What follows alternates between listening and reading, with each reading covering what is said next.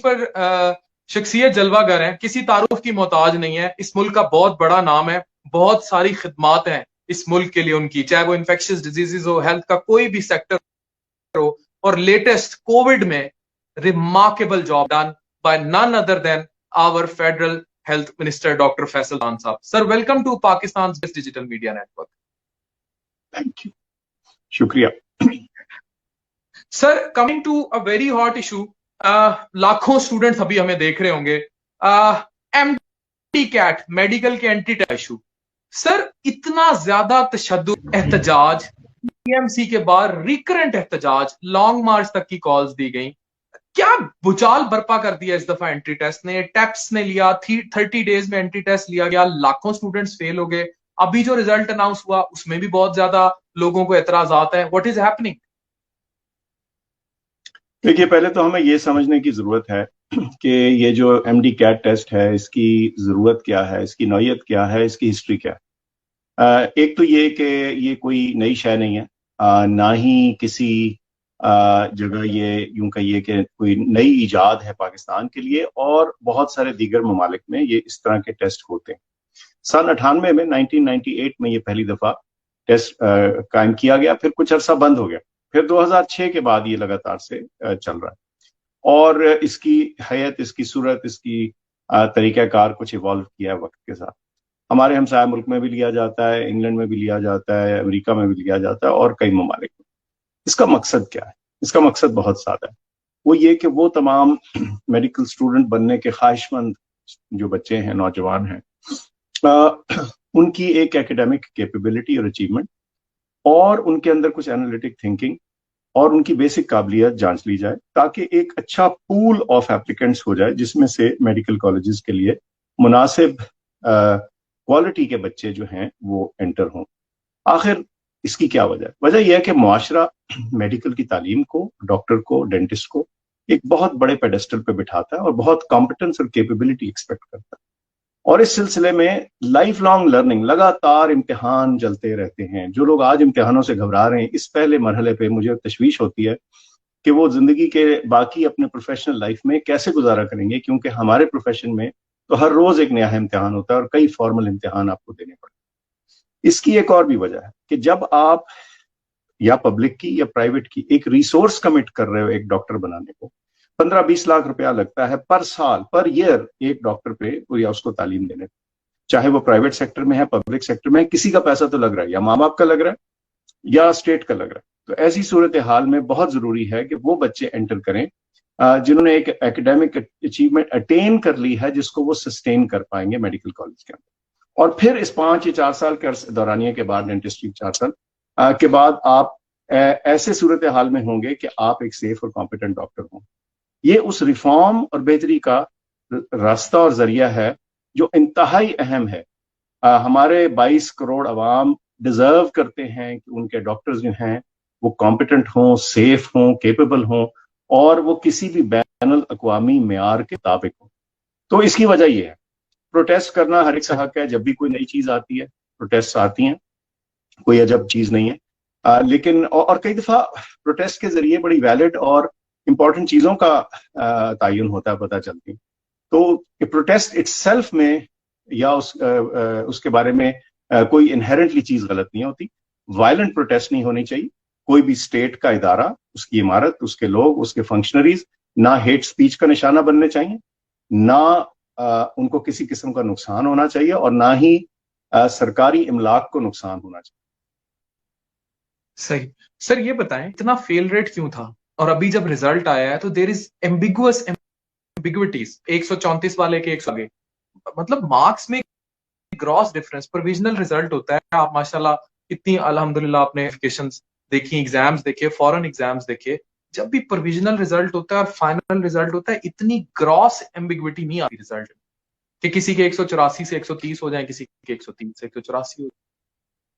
ایک تو یہ کہ اپنے انوائرمنٹ کو, اپنے ماحول کو, ہر چیز کو مد نظر رکھیے, اور یہ بھی ذہن میں رکھیے کہ یہ ایک ایوولوشنری پروسیس ہے. پہلی بات تو یہ کہ چونکہ یہ ایک کمپیوٹر بیسڈ ایگزام تھا, چنانچہ اس کا انالیسس کرنا قدرے آسان تھا. کس چیز کا انالیسس؟ لوگوں نے شکایت کی کچھ سوالوں کے جواب ایمبیگوس تھے, یعنی مبہم تھے. कुछ लोगों ने कहा कुछ सवालों के जवाब आउटराइट गलत थे, इनकरेक्ट थे। कुछ लोगों ने कहा कि 2 मुख्तलिफ जवाब जो थे वो करेक्ट आ रहे थे। मुख्तलिफ किस्म की शिकायत थी।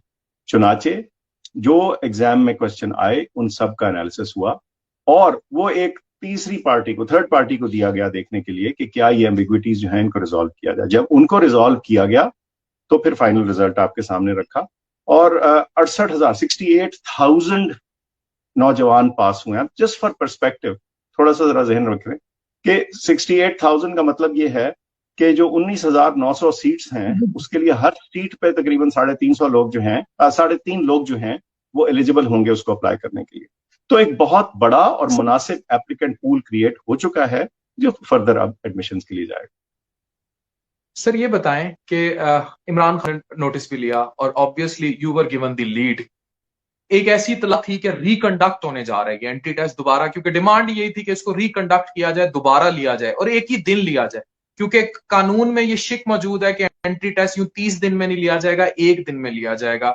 क्या ऐसी कोई बात डिस्कस हुई? नहीं, देखिए सबसे पहली तो बात यह है कि ये आईने 9 से डर डर के हम यही कि जी 1 दिन में ले रहे हैं, जहां 2 लाख या 2.25 लाख या 2 लाख के करीब लोग टेस्ट दे रहे हैं, उसको मुनासिब तरीके से कंडक्ट करना इलेक्ट्रॉनिक तरीके से 1 दिन में नामुमकिन है। आपने सारी दुनिया के एग्जाम्स के बारे में सुना होगा। सारी दुनिया में मल्टीपल डेज में एग्जाम होते हैं, एक बड़े पूल से सेलेक्ट होते हैं। अच्छा, और फिर ये लोगों ने कहा जी मुझे कैसे पता कि मेरा एग्जाम जो है वो हल्का हो या किसी का सख्त हो। लोगों को डिफिकल्टी, सवालों की डिफिकल्टी इंडेक्स का शायद कॉन्सेप्ट नहीं। असल में हम भी, हमारा मुआशरा भी ये चीजें कुछ सीख रहा है कि हर एग्जाम के साथ एग्जामिनर्स ने, पीएमसी ने नहीं, एग्जामिनर्स ने डिफिकल्टी इंडेक्स लगाई कि यानी हर एग्जाम में अगर 200 सवाल आ रहे हैं तो जो प्रोपोर्शन है ज्यादा मुश्किल की, दरमियान वालों की, कम मुश्किल की, बहुत आसान की, वो एक जैसी होगी ताकि एग्जाम देने वालों को कोई मुश्किल ना पेश आए। तो एक तो ये चीज थी। किसी भी सूरत को 1 दिन में एग्जाम देने की मैंडेटरी रिक्वायरमेंट बाहर कैफ नहीं है, एक बात। दूसरी चीज ये है कि प्राइम मिनिस्टर ने तो जाहिर है कहा कि ये कंसर्न आ रही है, इसको आप देखिए।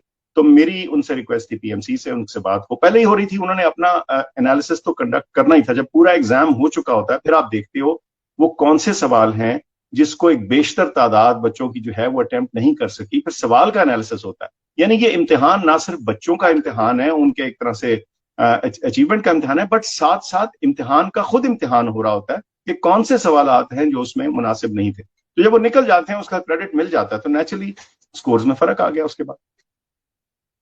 सर टेप्स पे बड़ा इतराज किया गया कि कंपनी जो है it was linked with high officials, और आपको भी पता है कि बहुत ज्यादा इतराज उठाए जाते रहे। क्या कहीं कोई बाइसिंग मौजूद है, कोई फॉरेन प्रेशर है, फॉरेन प्रेशर है गवर्नमेंट पे किसी किस्म का? गवर्नमेंट आपने सुन ही लिया, ये तो एब्सोल्युटली नॉट बोलने वालों की हुकूमत है। तो इसलिए फॉरेन प्रेशर की ऐसी ना सिर्फ कोई बात है, और ये बिल्कुल ही जिसे कहते हैं ना फार फेच्ड और रिडिकुलस ख्याल है। मैं फिर से बोल दूं, एब्सोल्युटली नॉट, एक बात। दूसरी बात यह है कि जो कंपनी चूज की गई वो एक कंपैरेटिव तरीके से चूज की गई, और उसके बाद पीएमसी उसमें जॉइंट वेंचर में उनके साथ गया। और मकसद क्या था? मकसद ये था कि एक मॉडर्न दौर के तकाजों के मुताबिक एक बड़े क्वेश्चन बैंक के साथ एक कंप्यूटर बेस्ड इम्तिहान लिया जाए जिसमें चीटिंग ना हो, जिसमें एनालिसिस ज्यादा हो सके, जिसमें क्वेश्चंस को खुद एनालाइज करना बाद में ज्यादा आसान और क्विक हो। 8-5 दिन के अंदर आपका सेकंड एनालिसिस हो गया। ये सिर्फ इसी वजह से मुमकिन हुआ है कि सारा जो क्वेश्चन था, जो पेपर था, वो इलेक्ट्रॉनिक था। अब अगर हमने सिर्फ इस बात पे फैसला करना है, एतराजात पे, लोगों के तहफ़्फ़ुज़ात पे, तो फिर देखें अगर हमने जो इम्तिहान देने वाले बच्चे हैं और उनके माँ बाप के उसकी बेसिस के ऊपर इम्तिहान कोई सिर्फ जज करना है, तो फिर ना एफएससी का इम्तिहान हो सकता है, ना एमबीबीएस का हो सकता है, ना आईएसएसबी हो सकता है, ना सीएसएस हो सकता है, ना मैं पता किसी भी इम्तिहान में फेल होने वाले जो हैं या पास ना होने वाले हैं, they cannot hold veto over the fact कि जी हम दुरुस्त हैं और बाकी लोग गलत हैं। एक मुस्तनद और रिस्पेक्टेड एकेडमिक बोर्ड है, उसके अलावा कायद आज़म यूनिवर्सिटी ने उसको एनालाइज किया है, और किसी को किसी एक बच्चे से, किसी और से क्या बोझ हो सकता है। दूसरी बात मैं फिर से याद करा दूं, 20,000 सारी सीट्स हैं एट स्टेक, 19,900 के करीब, ठीक, 20,000 से जरा कम, चले राउंड ऑफ करें 20,000, उधर 68,000 बच्चे जो हैं वो पास हैं। इसका मतलब है हर सीट के लिए ऑलरेडी आपके पास ज्यादा बच्चे हैं, जो पूल क्रिएट हो गया। और चूंकि इसकी जो एमडी कैट की वो है एप्लीकेबिलिटी, उसकी लाइफ जो है 2 साल है, तो जो पिछले साल के लोग थे जिन्होंने पास किया था, چند ہزار لوگ اس میں سے بھی ہوں گے. تو اگر چلیں 7,000 8,000 لگا لیں تو کم از کم 75,000 لوگ ایسے ہوں گے جو ان 20,000 سیٹوں کے لیے اپلائی کریں. تو آپ کے پاس بہت ایڈیکویٹ پول ہے. ہاں آج یہ بھی انہوں نے اعلان کیا اور اچھا کیا, میری ان سے ریکویسٹ تھی کہ یہ ہمیشہ ہونا چاہیے کہ اگر اس سارے پروسیس کے باوجود کوئی ایک انڈیویجول کہتا ہے کہ دیکھیں نہیں میرے ساتھ زیادتی, میں بہت لائق ہوں, میں بہت اچھا ہوں, کوئی گڑبڑ ہوئی, تو پھر ان کا جو انڈیویجول پیپر ہے, ان کی جو انڈیویجول اٹمپٹ ہے, اس کو مینولی بھی جا کے ریویو کیا جائے گا, ان کے سامنے ان کو اسکرین پہ ان کے انکریکٹ آنسر دکھا کے. سو میرے خیال سے یہ وہ تمام سٹیپس ہیں جس کے بعد پھر اس سے زیادہ شفافیت, ٹرانسپیرنسی اور رسپانسونیس ہو نہیں سکتی.